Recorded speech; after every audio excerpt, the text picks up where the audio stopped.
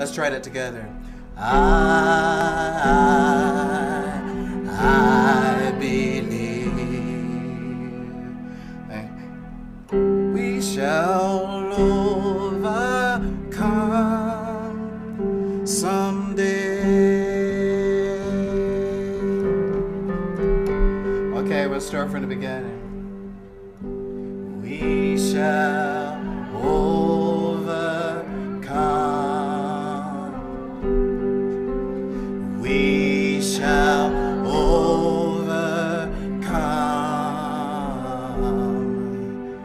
We shall overcome someday.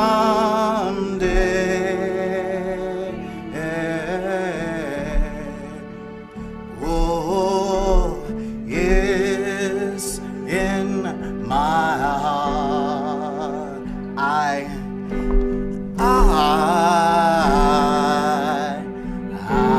believe we shall overcome. Let's keep repeating that. We shall we're gonna overcome hatred. We shall overcome. We're gonna overcome our indifferences. We shall overcome. I believe. Let's try that together. I believe we shall overcome someday. Welcome to the Woody Creek Community Center in Woody Creek, Colorado, a last bastion of freedom in America. The Woody Creatures who are here will all celebrate freedom in the name of Martin Luther King Jr. This is his birthday celebration, and we are going to read from his I Have a Dream speech that he gave August 28, 1963, 50 years ago. This is 2013. And we're going to read excerpts that show his resonance to a higher truth. He asked for the end of racial injustice, but he asked for bigger truths. He asked for something bigger. And we're going to read excerpts from that to set the stage for this evening. And some of our audience is going to read those excerpts. Emily, who's just in from Atlanta, Georgia. She's from Atlanta, and she was in Martin Luther King's hometown. Martin Luther King's hometown, and she just flew in today, and she's the manager of the Woody Creek Community Center, and she is here because of Woody Creek's resonance to freedom. We have come to this hallowed spot to remind America of the fierce urgency of now. This is no time to engage in the luxury of cooling off or to take the tranquilizing drug of gradualism. Now is the time to make real the promises of democracy. Now is the time to rise from the dark and desolate valley of segregation to the sunlit path of racial justice. Now is the time to lift our nation from the quicksands of racial injustice to the solid rock of brotherhood. Now is the time to make justice a reality for all of God's children. It would be fatal for the nation to overlook the urgency of this moment. Hear, hear. A word for the now.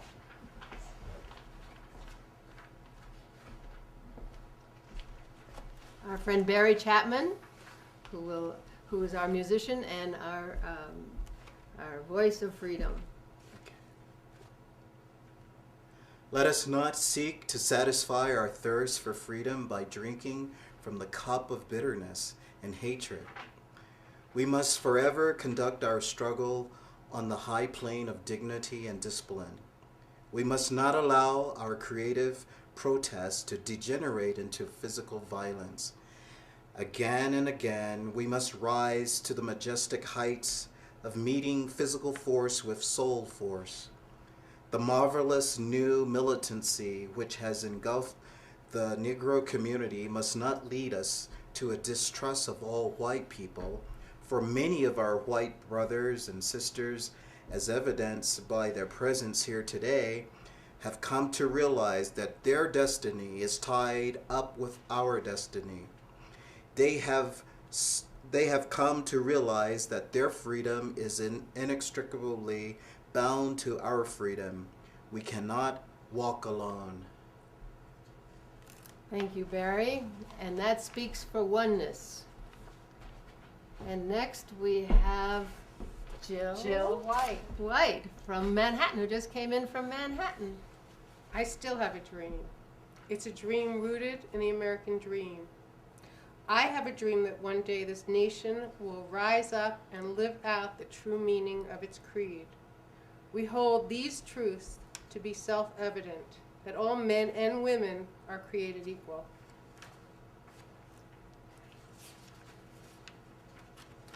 I have a dream today. I have a dream that one day every valley shall be exalted, every hill and mountain shall be made low. The rough spots will all be made plain, and the crooked places will be made straight. And the glory of the Lord shall be revealed, and all flesh shall see this together. This is our hope. This is our faith that I go back to the South with. With this faith, we shall be able to hew out the mountain of despair into a stone of hope. With this faith, we shall be able to transform the jangling discords of our nation into a beautiful symphony of brotherhood. With this faith, we will be able to work together, to pray together, to struggle together, to go to jail together, to stand up for freedom together, knowing that one day we will all be free. So that speaks of faith, faith in a bigger picture. Okay, Rita, can you move to your right a little bit? This will be the day when all of God's children will be able to sing with a new meaning. My country, 'tis of thee, sweet land of liberty. Of thee I sing, land where my fathers died, land of the pilgrim's pride. From every mountainside, let freedom ring. Let freedom ring from the snow-capped Rockies of Colorado.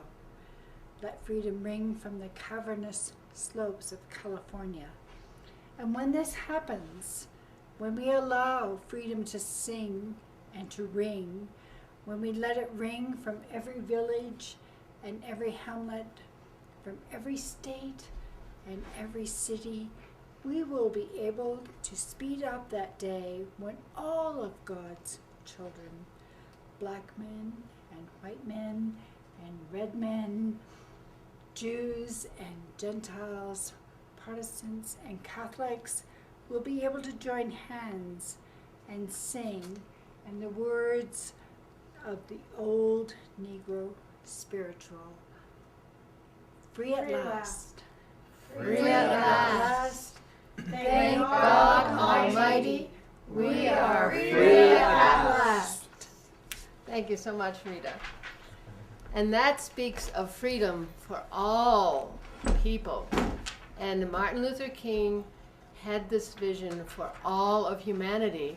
And we're gathered here tonight to talk about our book, Andrew's and my book, The Trust Frequency, 10 Assumptions for a New Paradigm, in which we are sharing an understanding of the conscious, loving nature of the universe that will take us into a reality where this dream can come true.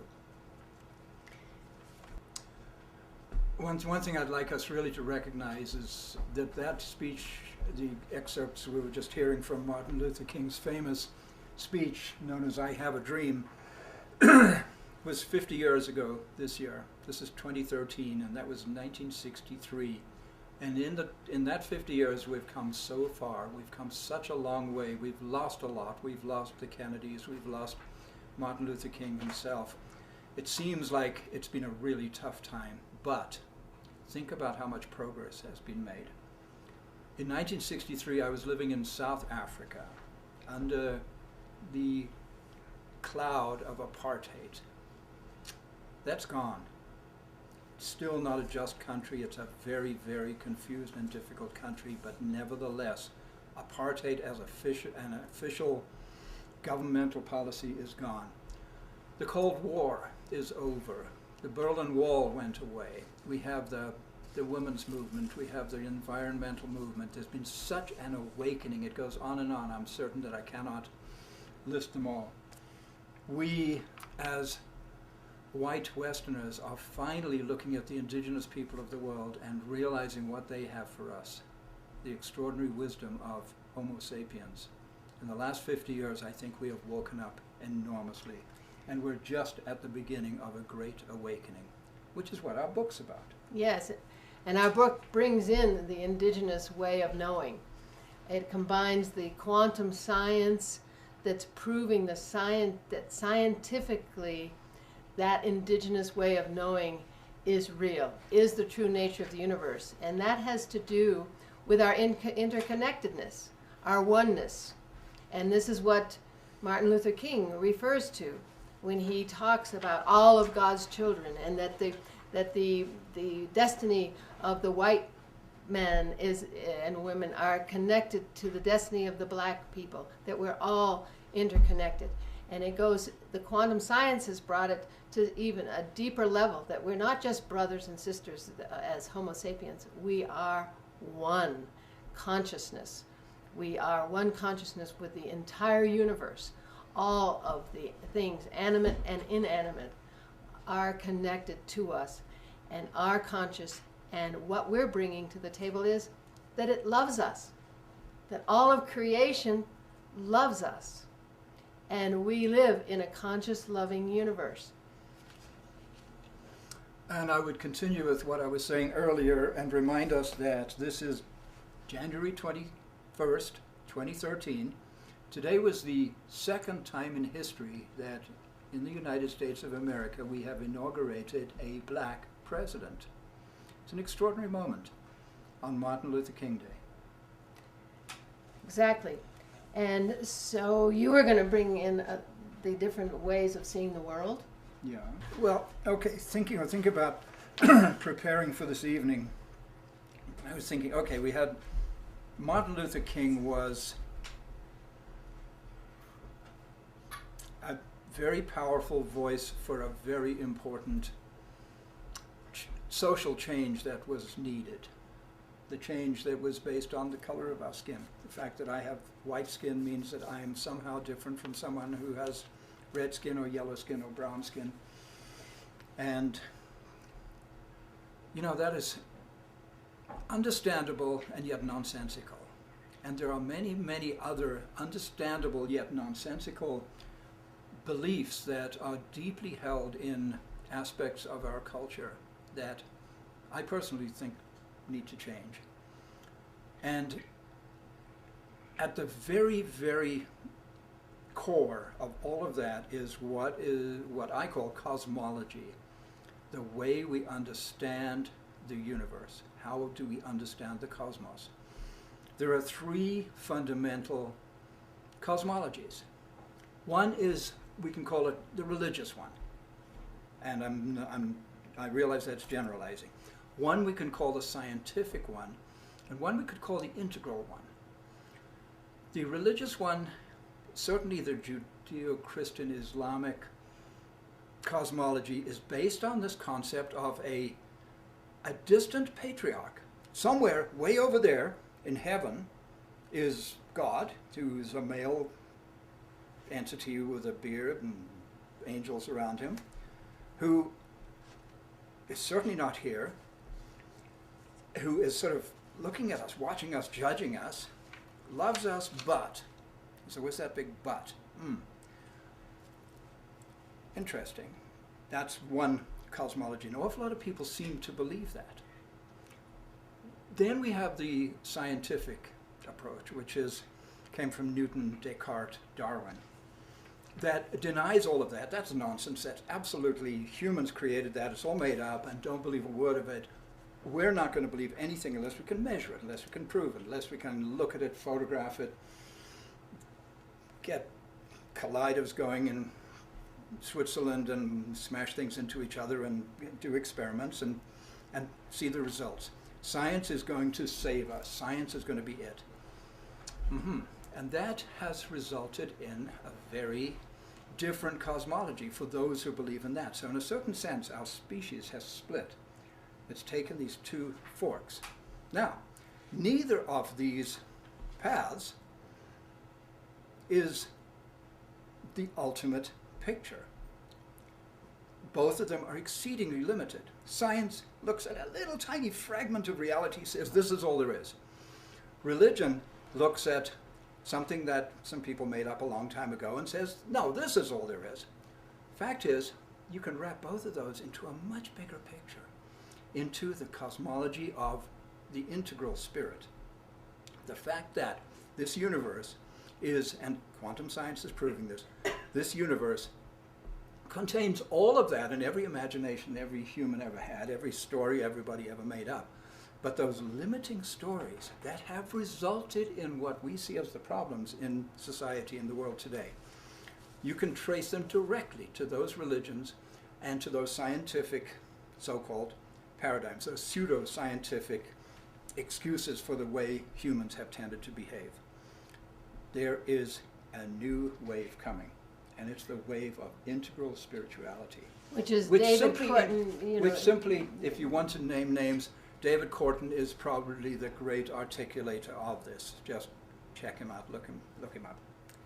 So, one of our hypotheses is that when humanity adopted the scientific paradigm, it actually split itself. It split its psyche in two parts, basically, and ignored a huge part of its being. And this resulted in this situation we have now, which is the split human that is afraid of its higher self, its divine self, that piece of intuition that if one acts according to one's intuition and according to spirit time, is not in sync with the left brain society that we've produced, one loses out in this society that expects certain things. So we've separated ourselves, we've negated aspects of ourselves, which has led to dis-ease, dysfunction, and all of the ills, basically, that plague us.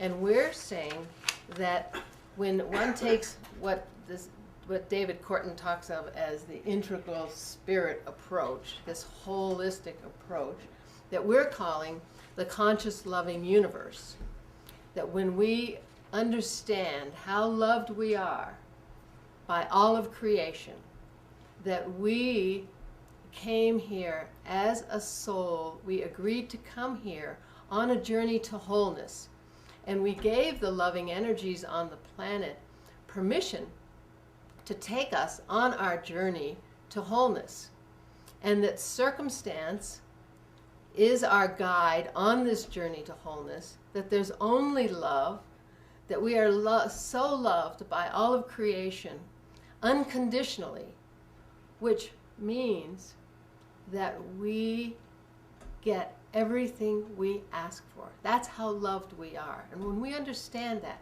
the unconditional nature of the love that drives all of creation, when we understand that and we look inside and look at our fundamental assumptions about the nature of the universe, when we understand that those assumptions actually are our requests to these loving energies on the planet, that they are not only our verbal requests, but they are our vibrational requests, that they each have a frequency, that every thought has a frequency, and that when we think a certain thought, we send that thought out to the universe, and it can only give us that thought back to us.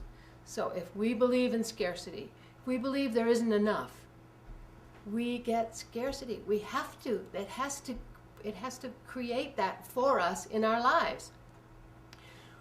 And it's not only that we get that scarcity, but we put ourselves in a vibratory frequency where there is scarcity, where scarcity is very real.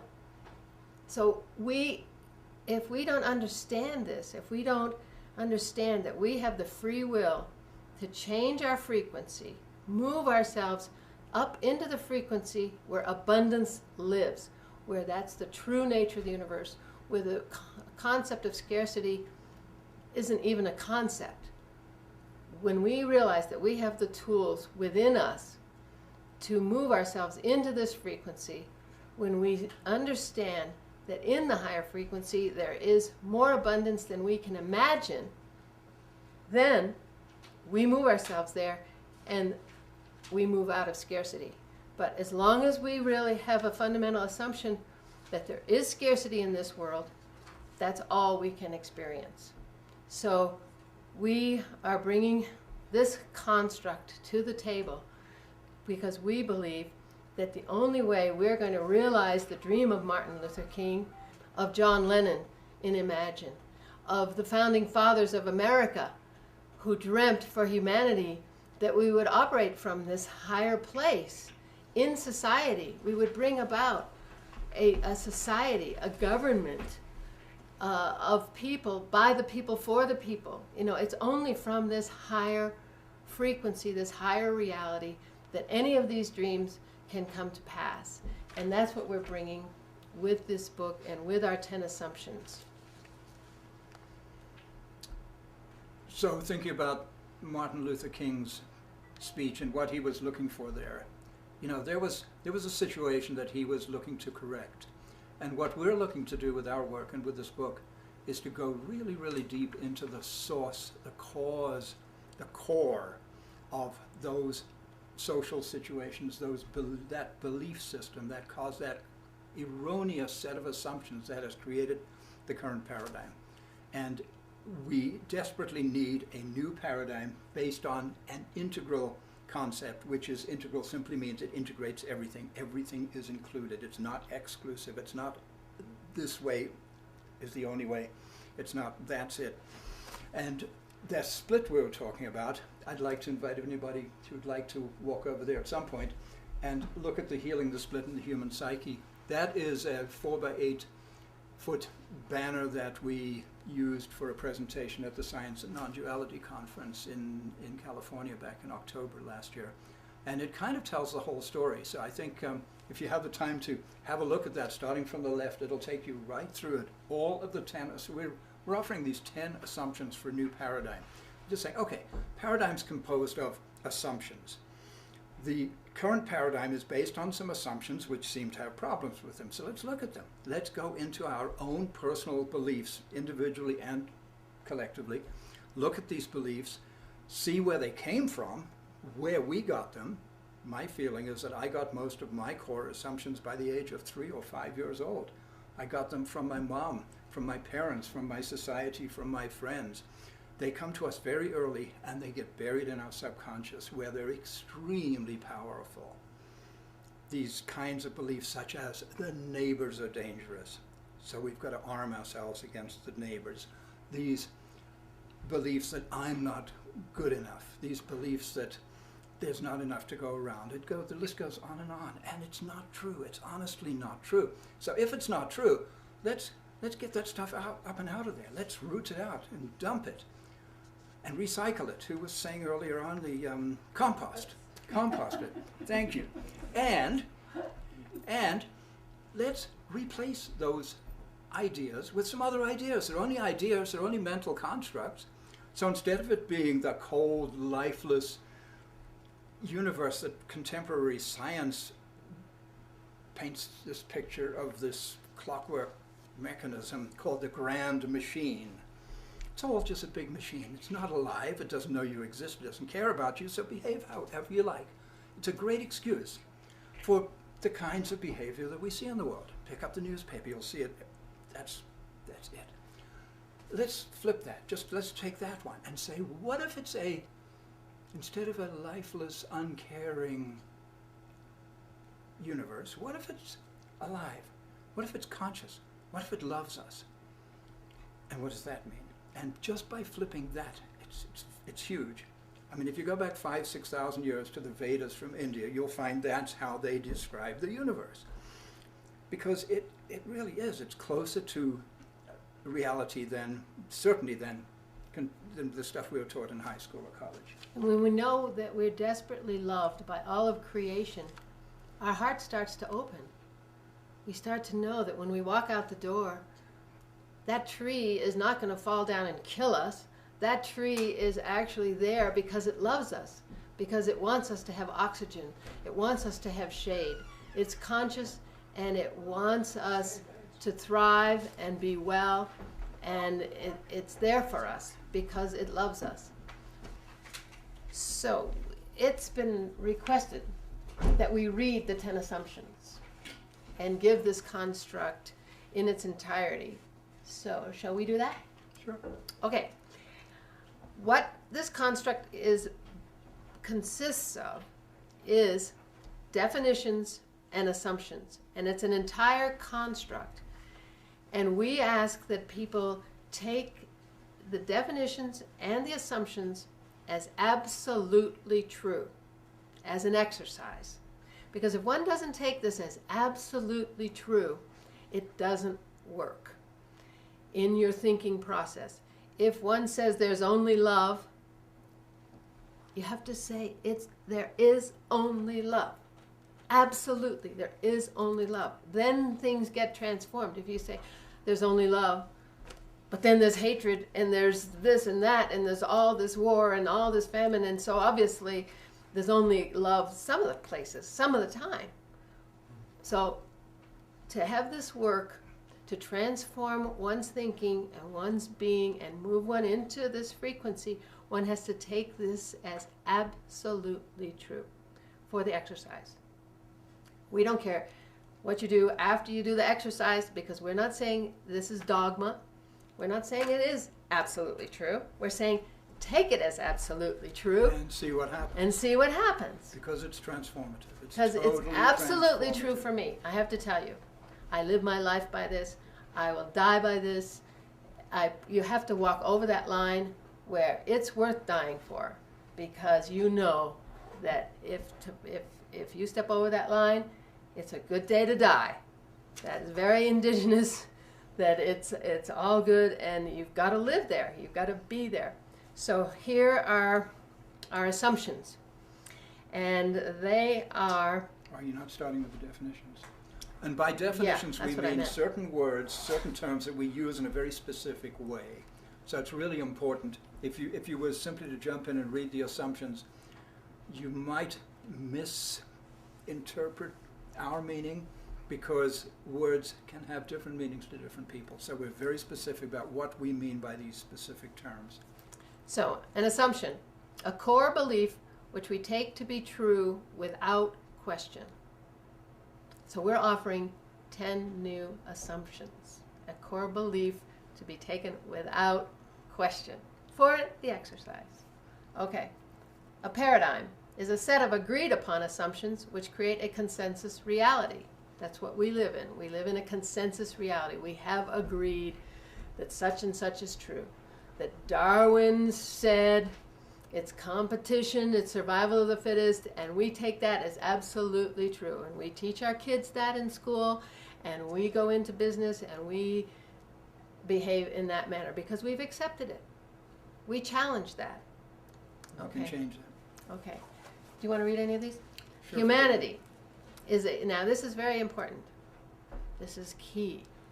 Humanity is a collection of divine, autonomous, sovereign beings who have chosen, this is free will, to incarnate on earth, to learn and grow on their soul's journey to wholeness, each with an individual purpose and a unique gift. So this is the overarching act of free will, that when we incarnated, we said, yes, loving energies, take me on my soul's journey to wholeness. Make me one with all that is. I want to become one with all that is. I want to know that I am divine. I am part of the source. Take me on that journey. So this is a very key piece of the overarching act of free will. So the next one is one of the most misunderstood words in the English language, love. How about this? The fundamental unifying and creative force of the universe. Frequency, the vibratory rate that determines the characteristics of a particular reality. There's a wide range of frequencies, each with its own reality and its own distinct laws. And the trust frequency?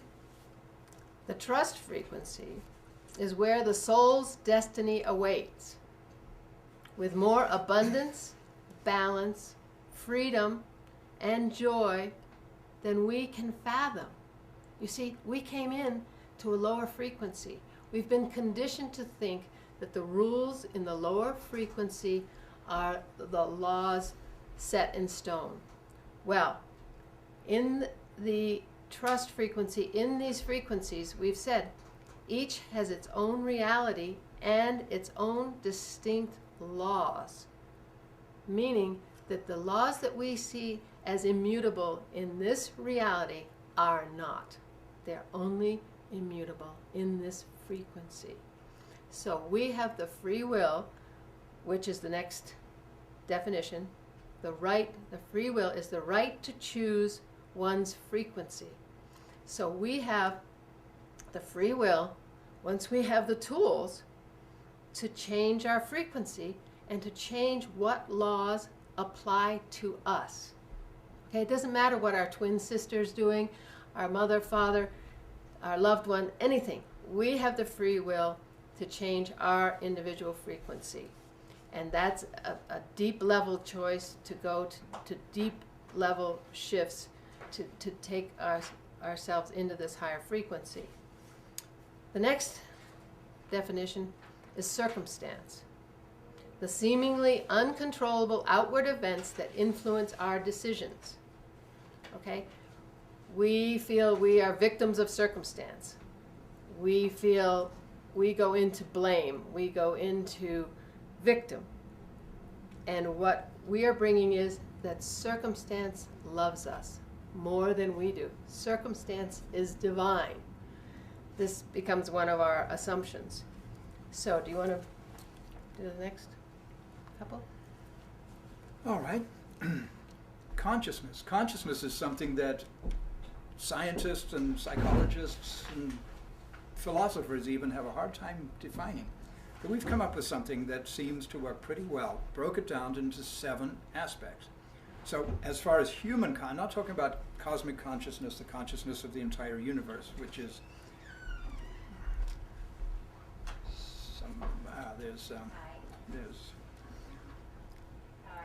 so consciousness is the 7 aspects of being human over which we have choice. Awareness, assumption, attitude, attention, alignment, action, and allowing. Notice they all begin with the letter A. And these 7 A's actually determine our frequency, which in turn determines our reality. And the universe. The universe is all that is, both manifest and unmanifest, also known as God, Creator, Atman, and so on. We call it simply, because it's baggage-free, the conscious, loving universe. So those are our definitions. So those set the stage for the assumptions. And here we go with the 10 assumptions. Okay, so if you take those definitions of those particular words and use them as the basis for what we're about to say, it becomes a very coherent alternative reality. And the kicker is that one must act accordingly. It doesn't help to think it, to say, oh yeah, okay, I get it. Okay, I'll take it as absolutely true for this exercise. You got to But walk it. the problem is, the kicker is that you actually have to walk it. You have to do it, because otherwise, because of this frequency thing, your body isn't in the place where somebody else can, the loving universe can find you to give you this thing that's beyond what you can imagine. And so it's actually a timing, like a timing belt on a car. If you're not in sync, you're not going to be there. You're going to be out of sync with all the magic that wants to find you and give you more than you can imagine. Your soul's whole purpose of why it came here, and more than you can imagine. See, I live my life. I don't tell the universe what I want. Why would I do that? When the universe wants something more from me than I can imagine, I want that. So the secret and all of this, the law of attraction and all that stuff of tell the universe what you want, set your goals, and do it. That's antithetical to the way I live my life. Because I don't want my little pea brain telling the universe what it wants. I want what the universe wants for me. So, here are the 10 assumptions. And just as I said, going into this, it's just key to walk it. I let my son drop out of first grade and turned him over to the loving energies on the planet when he was 7 years old. I walk the walk. Okay? You gotta walk the walk. And Johnny Marlow's life has turned out to be a life of magic and walking the walk. You gotta do it. So, the 10 assumptions. Number 1, we live in a conscious, loving universe. There is nothing but love. There is only love. Number 2, the universe loves us unconditionally. It gives us everything we ask for. 3, we create reality by the power of our consciousness.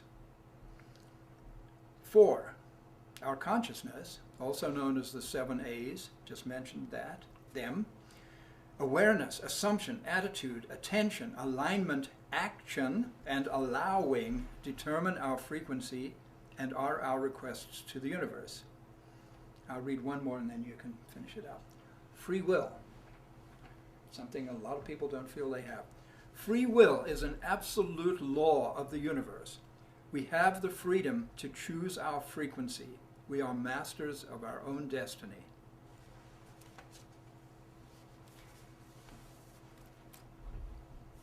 Circumstance guides us on our journey to wholeness. See, often we feel that we don't have free will because circumstance has intervened and forced us on a path we never would have chosen. Well, that circumstance is taking you on the path your soul chose when it incarnated. But your mind and your conditioning has told you you want to go here, and your soul said it wanted to come in to go here. So circumstance, the loving energies on the planet, create a situation that take you here. And once we understand that, we can thank circumstance. We can thank those things in our lives that totally disrupted us and took us in another direction. But whether it's the death of a loved one, we have to look at the gift of the death of a loved one, because we know that they came on their soul's journey to wholeness and there's only love, and that you came on your soul's journey and that was such a gift to you to take you the next step into your soul's journey. So then the 7th assumption is there is only now, this precious present moment.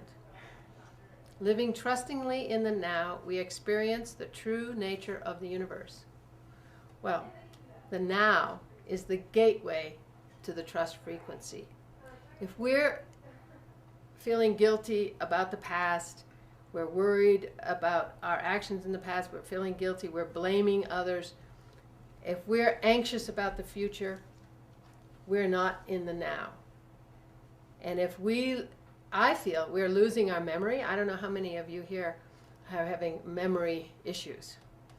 Well, that's bringing us into the now.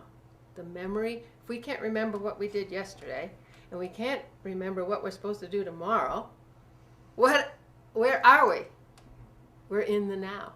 This is our soul taking us to this higher level where we can get in the now, and that's the gateway to the trust frequency, because all you can do is act in the now and trust that everything is going to come out better than we could have ever imagined. Okay, number 8 is all of creation is one. Separation is a man-made illusion. We are the conscious, loving universe. So Martin Luther King referred to that, and we are coming to understand the oneness of all things, that we are all one consciousness. And that's what quantum science is really showing us, that at a quantum level, at the deepest level, that we are all one with all of the universe. And number 9 is humanity is on an evolutionary upward spiral leading inexorably to a higher reality, the trust frequency, heaven on earth. Because once we understand there's only love, that's all there can be, is the coming of heaven on earth and peace on earth. Every action has 2 purposes. One that serves this lower frequency, and one that serves all that is, the only thing there is, and that is love and the coming of peace on earth and heaven on earth. That's my reality anyway, and I'm sticking to it. The 10th one is the trust frequency is a real place of unfathomable joy, peace, and abundance that is freely available to anyone, anywhere, anytime. And Martin Luther King referred to this in his talk when he said, "I have a dream that one day every valley shall be exalted, every hill and mountain shall be made low, the rough places will be made plain, and the crooked places will be made straight, and the glory of the Lord shall be revealed, and all flesh shall see it together."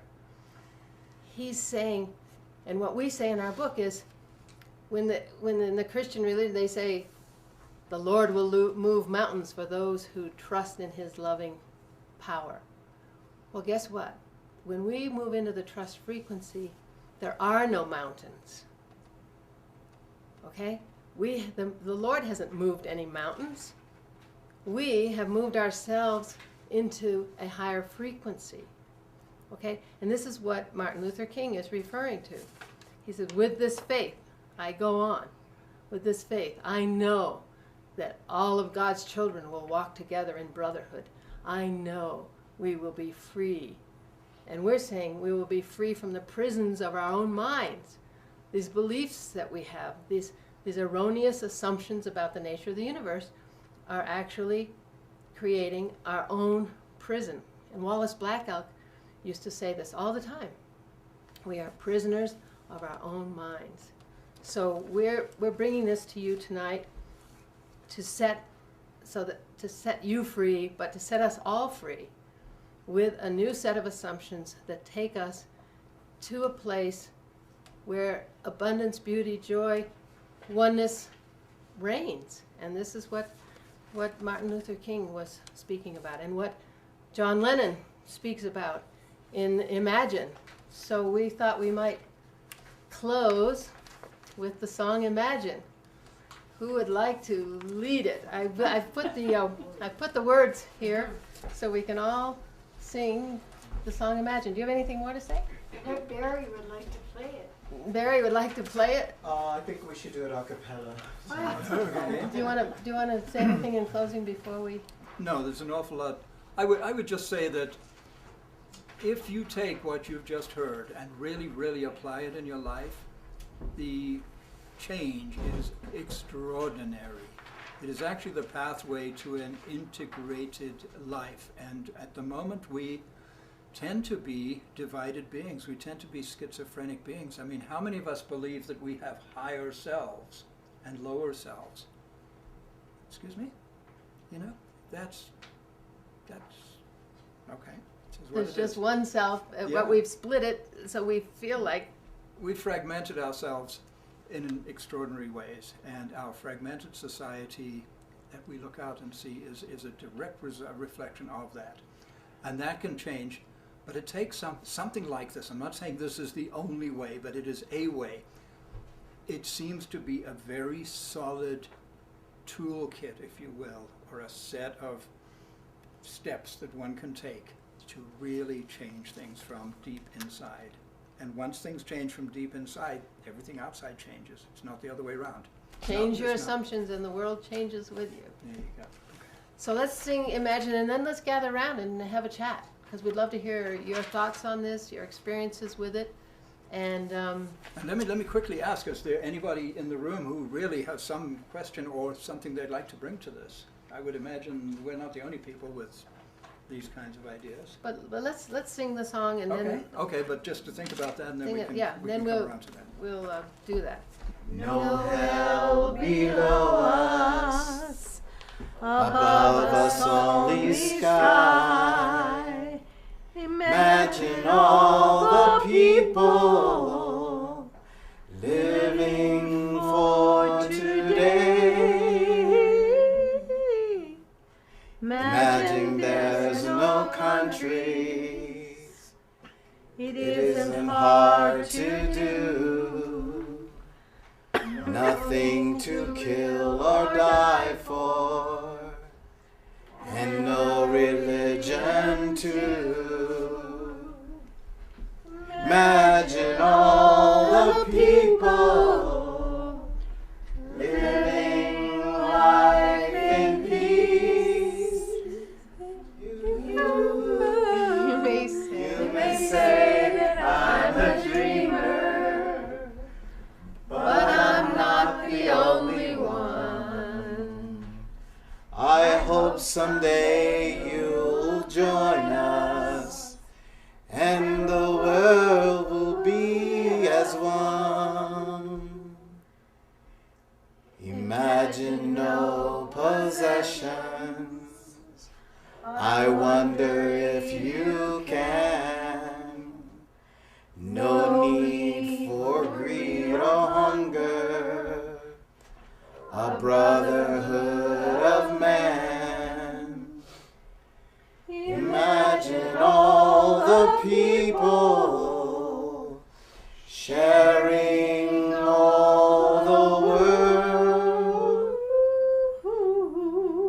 You may say I'm a dreamer, but I'm not the only one.